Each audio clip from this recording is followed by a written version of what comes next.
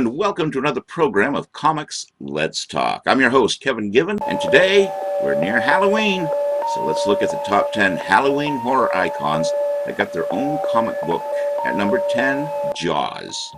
There was only one comic book released based on Jaws, but I'm including it here because of how awesome it was.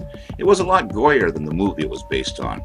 The movie was Jaws 2, and the second installment in the Jaws franchise. The film stars Roy Scheider as Police Chief Martin Brody, with Lorraine Gray and Mary Hamilton reprising their respective roles as Martin's wife Ellen Brody and Mayor Larry Vaughn. It also stars Joseph Mascola, Jeffrey Cramer, Colin Wilcox, Ann Doonesbury, Mark Runner, Susan French, Barry Coe, Donna Wilkes, and Gary Springer. The plot concerns Chief Brody suspecting another great white shark is terrorizing the fictional seaside resort of Amity Island following a series of incidents and disappearances. Like the first film, the production of Jaws 2 was troubled. The original director, John D. Hancock, proved to be unsuitable for an action film and was replaced by Schwark. Scheider, who only reprised his role to end a contractual issue with Universal, was also unhappy during production and had several heated exchanges with Schwark. Jaws 2 was briefly the highest-grossing sequel in history until Rocky II was released in 1979. The film's tagline, "Just when you thought it was safe to go back in the water," has become one of the most famous in film history and has been parodied and homaged several times. Although Jaws 2 received mixed reviews, it is generally considered to be the best of the three Jaws sequels.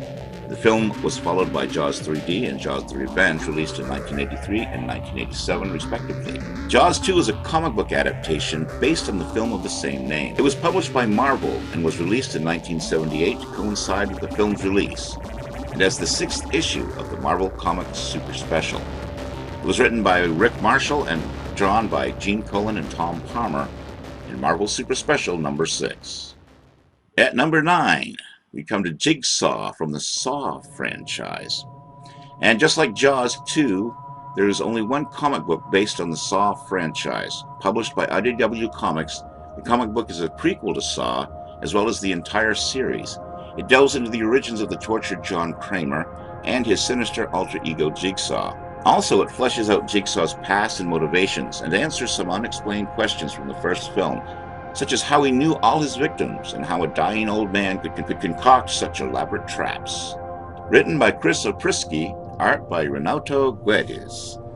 The hit movie Saw shocked the world with its twisted tale of the demented killer named Jigsaw. This unique predator always gave his victims a chance at life, if only they could figure out how to escape the demented traps Jigsaw had set for them. This comic, set in the world of Saw and released in anticipation of the upcoming Saw 2 movie, goes back in time to explore the events that spurred the transformation of mild-mannered John into monstrous Jigsaw. John Cramer is an insecure and unambitious man who works at a toy factory and therefore lives a rather boring life, as he is too lazy to make more of it. Eventually, this nature of his and his lack of ambitions and commitment causes his wife, Jill Tuck, to leave him.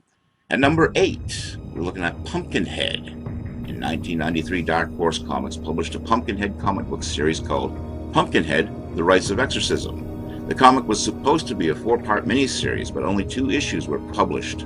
The second one ended in a cliffhanger, leaving readers with the prospect of a winged Pumpkinhead that would have appeared in the 3rd issue. Then Dynamite Entertainment brought back Pumpkinhead for a brand new comic book series. Keep away from Pumpkinhead, unless you're tired of living. The original comics, being penned by Cullen Bunn, will tell brand new stories that expand upon the rich mythology present in Stan Winston's directorial debut. I watched Pumpkinhead on opening night in a little 2-screen movie theater outside Berkeley Mall in Goldsboro, North Carolina. To say it helped cement my love of horror, and rural horror, which I write a lot of these days, would be an understatement, Bunn said in a statement. I can recite that poem from memory. I even play the soundtrack while writing my own stories. The pacing, the eeriness of the setting, the interplay of weird light and shadow. These are all elements I hope to capture in the comic. As a longtime fan of horror, I hold this movie in high regard, and I couldn't be more thrilled to be contributing to the backwoods mythos of Haggis and Brunk Wallace and the Demon of Vengeance himself. The art is by Blackie Shepherd, cover is by Kelly Jones. For each of man's evils, a special demon exists. For 30 years, the Demon of Vengeance has been still, its corpse buried in a pumpkin patch graveyard in the hills. When a reckless driver accidentally kills a pair of children, the creature is called up once more. This time, though, The monster's intended target is protected by a cruel backwoods crime family. They hatch their own supernatural plans for dealing with Pumpkinhead. For each of man's sins, a special demon exists. At number 7, Norman Bates, from the 13th Floor and Rob Galuzzo. It's amazing how much horror has infiltrated our general mass culture. Nowadays, you can easily track down an action figure, collectible, comic book, or any significant version of memorabilia from any one of your favorite horror icons. But there was a time where such a thing was in the minority. I believe it was in the late 80s or early 90s when I was at the height of my comic book fandom. For the first time, that is. Like most readers, I quit and came back. I stuck primarily to the big guns at Marvel and DC Comics, with some straying occasionally for independent books here and there. But when Innovation Comics launched in late 1988, I was in love. It was a new upstart comic book company that featured gorgeous paintings and illustrations for all their published titles. And they licensed some of the best and most recognizable horror properties. Believe it or not, despite multiple sequels both in film and in the novel verse, Norman Bates had never actually appeared in comic book form, unless you count the Psycho 2 spoof in Mad Magazine. Released as a 3-issue limited series between February and September of 1992, Innovation's Psycho comic book was actually a fairly faithful recreation of Alfred Hitchcock's 1960 masterpiece. In fact, the credits on the first page of the first issue read, directed by Alfred Hitchcock, screenplay by Joseph Stefano, from the novel by Robert Bloch, adaptation and paintings by Felipe Echevarria. Beating Gus Van Sant's shot-for-shot remake by about 6 years, the comic book version pretty much retold the movie version of Psycho, shot-for-shot in the order that it unfolded. Echevarria's work is stunning, but I'm fascinated by the creation of this particular comic book. The versions of Marion Crane, Sam Loomis, Arbogast, and even Sheriff Chambers are all extremely close to the likeness of the actors that portrayed them in the film, with one notable exception. Norman Bates looks nothing like Anthony Perkins. When I began pre-production on the Psycho Legacy documentary, I had briefly been in touch with artist Felipe Echevarria about potentially shooting an interview with him. We also spoke regarding an article I wrote on Icons of Fright about this comic series, about which he emailed me and answered my Norman Bates-related query. According to the artist, he had begun adapting the Psycho movie into comic book form and had ensured that the likenesses for all the characters were accurate to their on-screen counterparts, including Anthony Perkins' version of Norman Bates. Somewhere midway through the project, word came back from Perkins' representation that he no longer wanted to be associated with that character and made him a household name, and that they would not grant permission to Innovation Comics or its artists to use his likeness. While I don't doubt that's exactly what happened, I often wonder if the request ever made to Perkins himself. I recall a story once told to me by my friend and mentor, the great Tony Timpone, from Fangoria magazine, where he had inquired with Perkins' representation about coming to a Fango-inspired Horror Hall of Fame Awards ceremony. They had told Timpone that Perkins was uninterested in further doing horror-related events, and they declined on his behalf. Then Timpone bumped into Perkins in person and asked him directly, and as expected, Perkins was more than happy to make an appearance. Hell, he'd come to Fangoria Weekend of Horror shows whenever asked. So why wouldn't he? Innovation's Psycho comic book is a fun and interesting part of the Psycho legacy, one that's not talked about or celebrated as often as it should be. If you check out eBay, tracking down all 3 issues shouldn't be too difficult. And if you're an appreciator or fan of both Psycho and some damn fine art, I strongly recommend adding these to your collection. At number 6, we come to Chucky from the Child's Play franchise. Innovation Comics first ran a Chucky comic book in 1991. Chucky is rebuilt and ends up befriending a huge horror fan named Russell Timpone. Russ calls his friends over, including Wendy, who studies black magic and might be able to help. After a warning from Dr. Death, Chucky's mentor in voodoo, Chucky decides he would rather kill his newfound friends, leaving Russ alive by the end to frame him for the murders. A parapsychologist recruits Chucky's survivor, Mike Norris, to help him in his quest to help Karen and expose the truth about Chucky. Chucky, however, has his own plans to kill off all the loose ends, and that includes Karen and Mike. Mike has been murdered by Chucky in cold blood, and Karen is framed for the murder of one of her doctors. Mike's partner, Jack, tracks down Karen and her doctor. They have a final showdown with Chucky in a warehouse where Karen finally finishes him off once and for all. Or does she? When Chucky comes across a toy store, he is confronted by an angry mob of good toys, decide he needs to die for all his prior misdeeds. Chucky ends up in Hollywood and is trying to find a way out of the theme park. After his usual murdering rampage, he meets his end to an animatronic swordfish that pops up out of the water. Then we come to Devil's Due Publishing. He's back, straight from the Child's Play films and now slashing a bloody swath through comics. Chucky is here. When Chucky sets his sights on people from his past, you know the blood will flow. Collect the intense and oddly funny miniseries featuring your favorite demon-possessed psycho doll. Devil's Due Publishing, 2007. When Chucky sets his sight on a grown-up Andy Barclay, the first person to ever encounter the murderous doll, you know that the blood is going to flow. More madness with everyone's favorite murderous doll. Chucky's quest for blood has taken him to Detective Mike Norris and is now leading him to an adult Andy Barclay. But this time, Andy's got some secrets of his own that may prove deadly to Chucky. Will the tables get turned? The slaughter continues. As Chucky dissects Andy's life bit by bit, his defenses get weaker with every moment. Can Andy resist becoming Chucky's new vessel? And through it all, what side is Doc John, the voodoo priest, on? To Chucky, murder is fun. Revenge is rewarding. Tearing apart someone's life in the most horrific way possible. There's nothing better. In this issue, Jade learns firsthand what it means to have Chucky's attention directed at you. The result?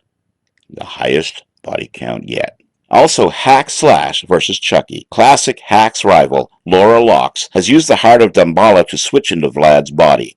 Cassie and Vlad, in Laura's body, have to team up with the infamous killer doll Chucky in order to stop Laura, even though they know Chucky could turn on them at any time. At number 5, we come to Pinhead from the Hellraiser series. Pinhead first appears in Clive Barker's novella The Hellbound Heart from 1986, in which he only appears in the story's beginning and is portrayed as a sexually ambiguous follower of the Engineer. Its voice, unlike that of its companion, was light and breathy, the voice of an excited girl. Every inch of its head had been tattooed with an intricate grid, and at every intersection of the horizontal and vertical axis, a jeweled pin driven through to the bone. Its tongue was similarly decorated from the Hellbound Heart. The character appears in various Hellraiser comics and received his own comic miniseries entitled Pinhead, published by Marvel Comics' Epic Comics imprint. In the comic book series, Pinhead is depicted as the latest incarnation of the Cenobite spirit Zyp-Totec, an entity derived from Aztec mythology. In the harrowing storyline, Pinhead is revealed to have been romantically involved with a Cenobite named Markova, who was killed by the disciples of Mortimer, the sister and rival of Leviathan. In the Pinhead martial law crossover series, it is revealed that Pinhead's human incarnation,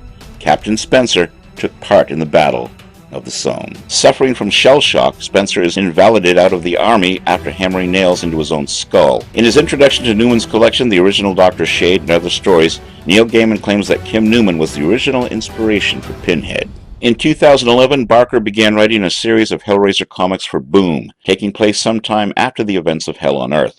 Pinhead is reunited in Hell with his Cenobite entourage from the first 2 films, including Chatterer, the female, and Butterball, where he comes to mourn the futility of his own existence. Deciding that he wants to permanently return to his human form and seek spiritual salvation, he begins sending anonymous clues to Christy Cotton as the locations of artifacts that summon Cenobites so she can destroy them. After Christy locates and opens the box, Pinhead and his fellow Cenobites appear to her. But rather than kill her, Pinhead instead betrays his fellow Cenobites, and he and Christie kill them together. As of the September 2011 issue, it is unclear whether Pinhead is attempting to coerce Christie into taking his place as the leader of the Cenobites, or whether his plans to return to a human form involve romantic interests towards her. He also appears in the Scarlet Gospels, in which he confronts Harry D'Amour. In 1998, Clive Barker stated that the novel marks the death of Pinhead and hopes that it will be definitive. One of the things I'm trying to do in the story with D'Amour and Pinhead is I actually want to kind of make Pinhead feel F. I want people to make fools of him as he breathes his last, and with no hope of resurrection, no sequels. I swear the way he's going,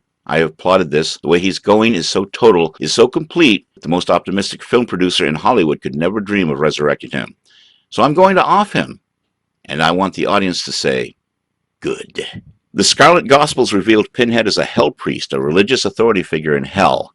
The plot in the novel established hell as being a mixture of medieval Europe, ancient Greece, and the hell priest as being a powerful figure in the community, ruling over hell in the absence of Lucifer, who abandoned hell shortly after his fall from grace. Having secured all known sources of magic on Earth over a lengthy period of time, the hell priest reveals to Harry D'Amour that he has been secretly killing off his rivals in hell to assume complete control over the realm. He also kidnaps Harry's friend Norma and uses her as a hostage to visit a forbidden section of hell where Lucifer is said to reside. The hell's priest goal is to meet Satan and hopefully gain enlightenment from this encounter. The number 4 character that got its own comic book is Leatherface, from the popularity of the Texas Chainsaw Massacre film series, and of its main character led to the publication of several comic books based on the franchise.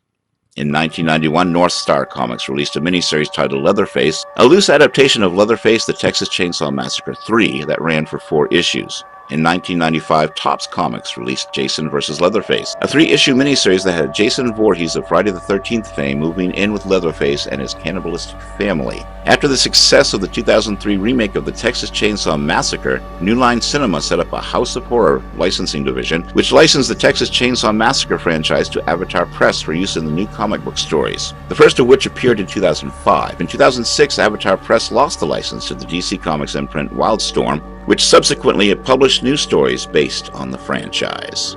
Writer Mort Castle based the 1991 Leatherface miniseries loosely on the third Texas Chainsaw Massacre film. He stated, "The series was very loosely based on Leatherface, the Texas Chainsaw Massacre 3. I worked from the original script by David Show and the heavily edited theatrical release of director Jeff Burr, but had more or less free reign to write the story the way it should have been told. The first issue sold 30,000 copies.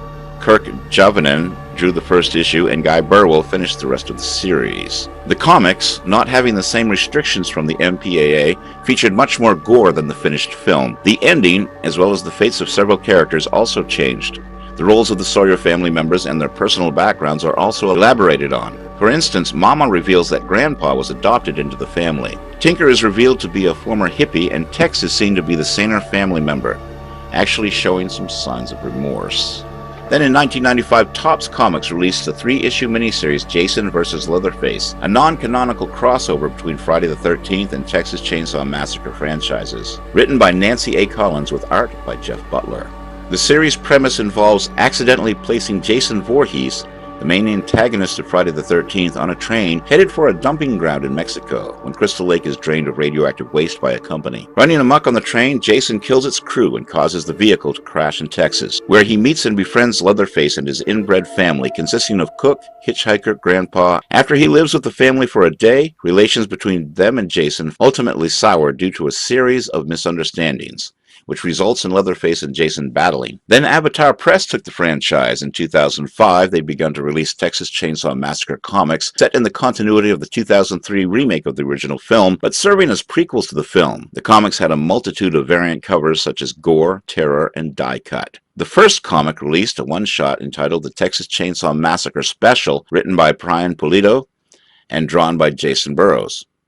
This involves 3 escaped convicts and their 2 female companions encountering the cannibalistic Hewitt family after a botched robbery of Luda Mae Hewitt's general store. After the release of the Texas Chainsaw Massacre Special, Avatar printed a 3-issue miniseries entitled The Texas Chainsaw Massacre: The Grind, also written by Brian Pulido with art, this time by Daniel HDR. The final release by Avatar Press, the one-shot Texas Chainsaw Massacre Fear book, had text written by Anthony Johnson with art by Daniel HDR and Mariko Dias. And then comes Wildstorm Comics. After Avatar lost the rights to Texas Chainsaw Massacre to New Line Cinema's other horror properties, Wildstorm started an ongoing series written by Dan Abnett and Andy Lanning with art by Wesley Cragg under the direction of editor Ben Abernathy. Once again, this series featured the continuity established in the 2003 remake. However, unlike Avatar, Wildstorm's series contributed to the mythos by picking up 1 year after the film ended, effectively generating a sequel. Leatherface has 1 arm.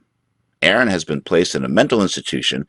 The FBI have Sheriff Hoyt's offices under investigation, and an uncle of Pepper, a victim from the film, one of the senior agents on the case, has the Hewitts in his sights. The storyline followed 2 new sets of characters along with the Hewitts themselves. The team of FBI agents, led by the vengeful Agent Baines, and a TV news crew, led by local anchor Kim Burns, eager for a new scoop on the murders in Fuller, Texas. In September 2007, Leatherface appeared alongside Freddy Krueger in the first issue of New Line Cinema's Tales of Horror in a story entitled The Texas Chainsaw Salesman, written by Christos Gage and Peter Milligan. In late 2008, Wildstorm started a 3-issue miniseries, The Texas Chainsaw Massacre: Raising Cain by Bruce Jones, with art by Chris Gugliotti. At number 3, we come to A Nightmare on Elm Street's Freddy Krueger from Wikipedia. In 1989, Marvel Comics released Freddy Krueger's A Nightmare on Elm Street. The black and white comic book was published in a magazine-sized format. The first and only storyline was the two-part Dreamstalker written by Steve Gerber with art by Rich Buckler. Other than the inclusion of the characters Amanda and Freddy Krueger and the fictional town of Springwood, Ohio, the story does not fit seamlessly into the continuity of the films and even contradicts the film continuity in several places. The series immediately proved to be Marvel's top-selling black and white magazine, even outselling the long-running Savage Sword of Conan magazine. But despite distributors soliciting the title through the 5th issue, Marvel quietly canceled the title after only 2 issues had been released. Then in 1991, Innovation Publishing picked up A Nightmare on Elm Street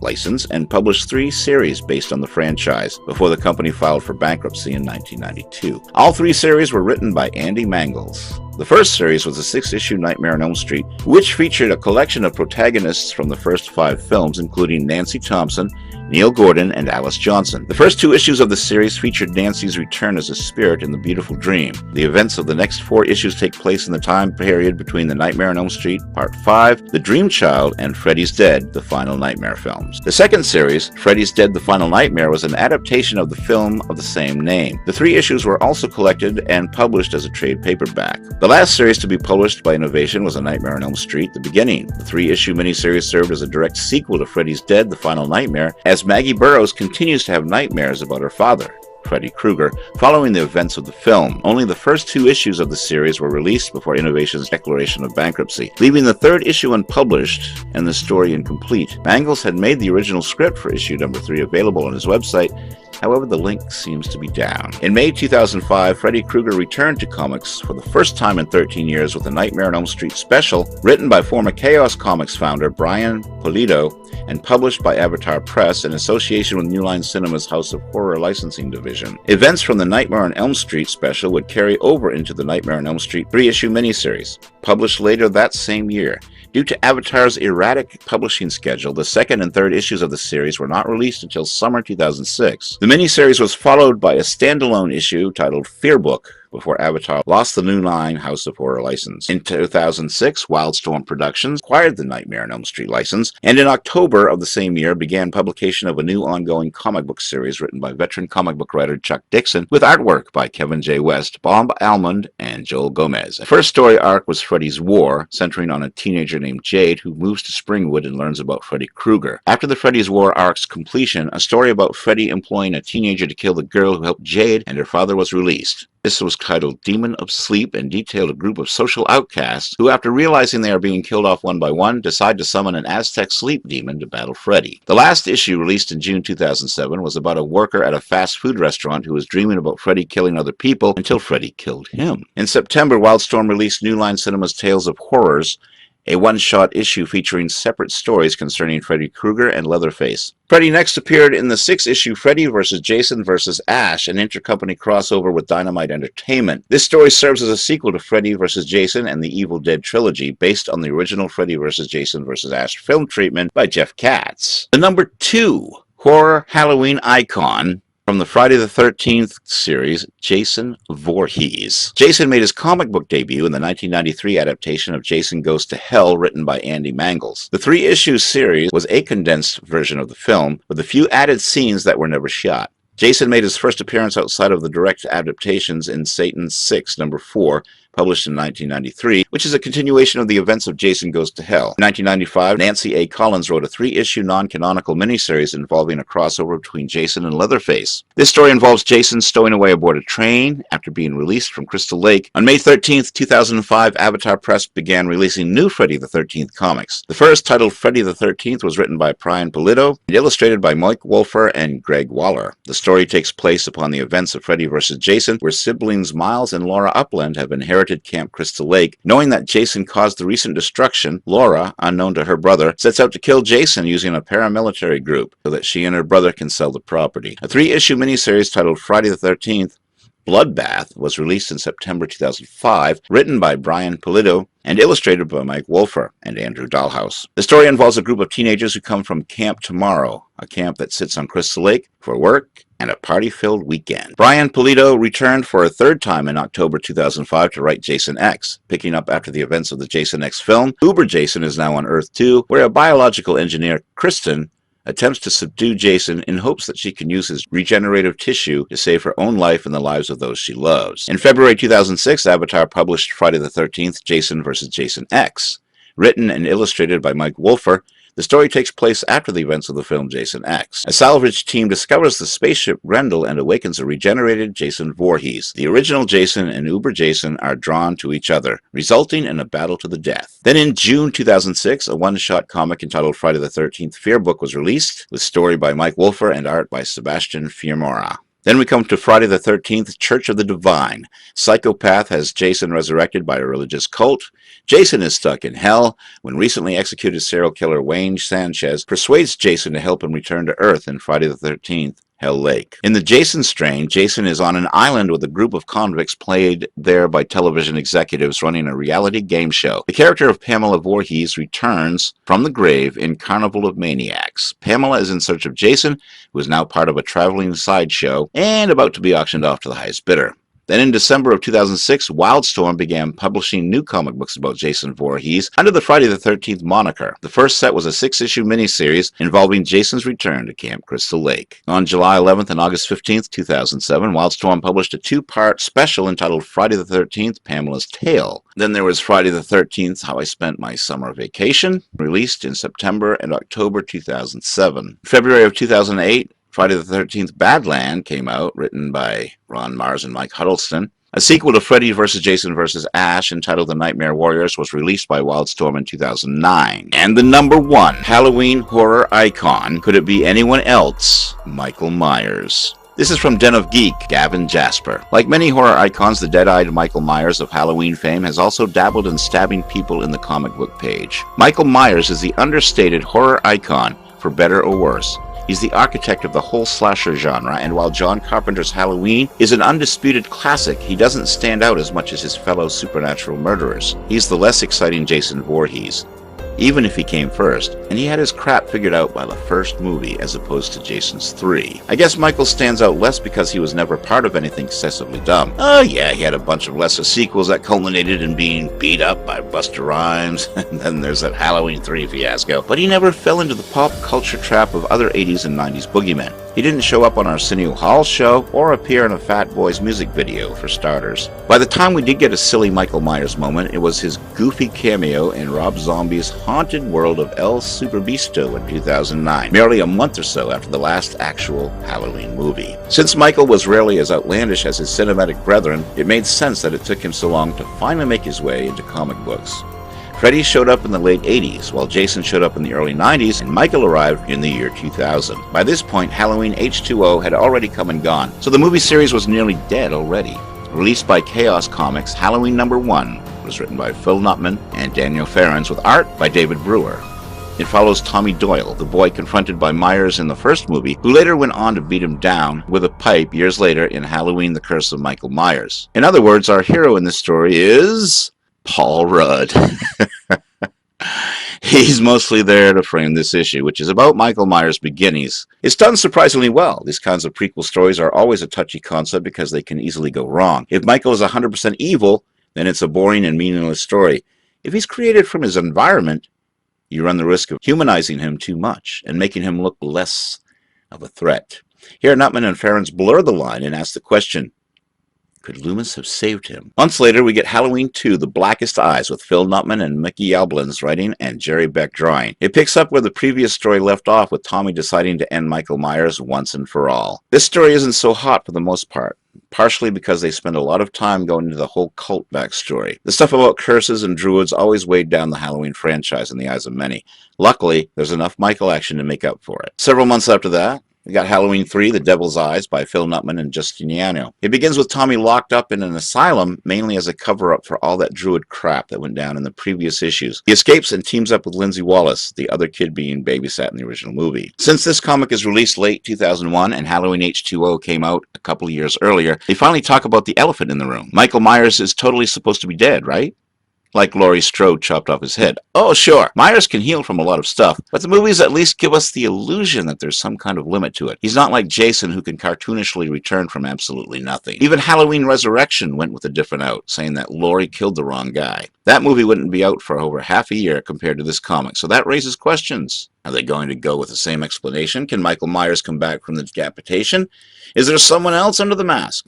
Hell, is it that Blair kid somehow? It's a strong finale to the Chaos Comics trilogy, though it does get a laugh out of me for Nutman just crossing his arms and going, yeah, I know, this doesn't fit into the movie, screw it. Though it turns out there's a reason for that. Daniel Farrens, writer of Halloween, The Curse of Michael Myers, was at one point asked to pitch a follow-up to the Halloween H2O movie. The studio didn't go with his pitch, and instead he just told Phil Nutman about his ideas, and there we go. After the Chaos Comics stuff, there was only one voice of Halloween comics. Stefan Hutchinson wrote about all of Michael Myers' exploits from 2003 to the end of 2008 for a Halloween convention.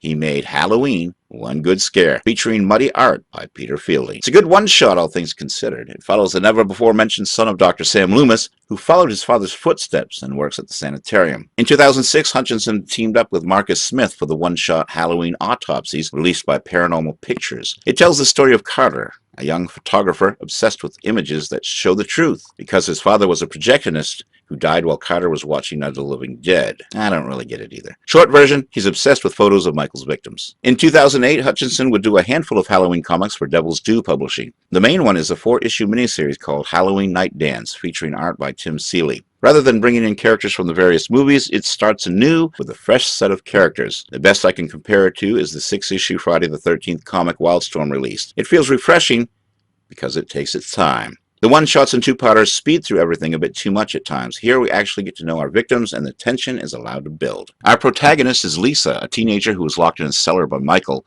along with a little boy named Daniel. She was babysitting at that time. They were freed by a search party days later. Although Lisa doesn't get to see Daniel anymore, he still sends her crude cartoon drawings every day. Things take a dark turn when these drawings become disturbing, like showing Lisa naked and covered in blood. Next is Halloween 30 Years of Terror, a double-sized one-shot featuring 5 short stories. They mostly feel a bit half-baked. The final Halloween comic is Halloween, The First Death of Laurie Strode, with art by Jeff Zornow. The 3-issue miniseries is supposed to be the link between the end of Halloween 2 and Laurie's status quo of Halloween H2O, with Loomis faking a car accident and allowing Michael to believe she's dead. It's a pretty weak comic all in all, although I love the quick shout-out to Halloween 3. One thing I've noticed about reading all the Freddy and Jason comics is that the writers are too into the villains to the point that the protagonists aren't allowed to survive. People survive the movies all the time, but in comics they have to die, violently, to tie up these imaginary loose ends. The difference is Freddy and Jason eat crap all the time. Even in these comics where they always win, they're overpowered, so they're allowed to get knocked down because it's only temporary. So yeah, Halloween comics have their moments, but they usually try to play it safe too much. Sure, the curse stuff from the middle movies fell on its face, but at least they were trying something creative. Mix it up, man. I will say this. Despite the comics taking place after the events of Halloween Resurrection, Michael still never, at any point, chooses to seek out a rematch against Busta Rhymes. Hutchinson's Michael Myers is truly a smart guy. He knows when he's been beat. And that was our look at the top 10 Halloween horror icons that got their own comic books, either original stories or adaptations of their movies. And that was our show for today. I hope you had a good time. This is Kevin Given, reminding you to tune in next time and keep reading those comics.